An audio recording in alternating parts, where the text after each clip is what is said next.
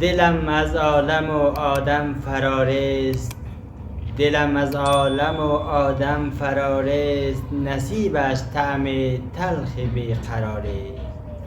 شبه سرنوشت یک مهاجر به دست برگ‌های سرشماری است، به دست برگ‌های سرشماری است. با عرض سلام و حرمت خدمت شما دوستان عزیز و هموطنان گرامی، امیدوار هستم در هر گوشه و کنار این جهان هستید موفق و صحتمند و سلامت باشید. هموطنان گرامی، دوستان عزیز، بیننده های ارجمند، خوش آمدید به برنامه امروزی از ما. تا آخر برنامه با ما باشید. وطندارای عزیز و دوستان ارجمند، من مطمئن هستم که تمام ما و شما در یک درد مشترک گرفتار هستیم و همه ما و شما دغدغه ما به سرنوشتی و نامعلومی هستند. همه ما در یک سرنوشت گنگ و نامطلوب و نامعلوم قرار داریم. واقعا این بدترین حالت یک زندگی هستند.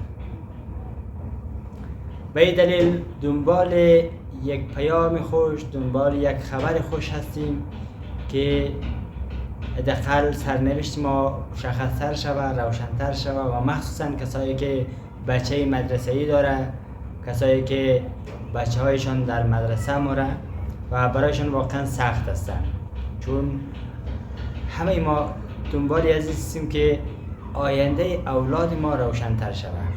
ما اگر آوارگی، بیچارگی را متحمل شدیم صرف به خاطر فرزندان ما بوده، به خاطر اولادای ما بوده که ما برویم یک جایی که حداقل اگر ما به سواد ماندیم، اگر ما کارگر ماندیم، ولی فرزندای ما و نسل بعد از ما دیگه به سواد نباشه، نسل بعد از ما دیگه بیچاره و در بدر نباشه. ولی حال کلگی ما در یک نقطه مشترک قرار گرفتیم. کلگی ما و شما واقعا در یک سرنوشت گنگ و نامطلوب هستیم و این بدترین وضع ممکن هست. بنابراین دوستای عزیز و نازنین، خبرها و اخبارات زیادی منتشر می شود و همه ما و شما دنبال یک سوژه مثبت هستیم که داخل یک پیام مثبت و یک خبر مثبت را برای دوستای خود منتشر کنیم، برسانیم.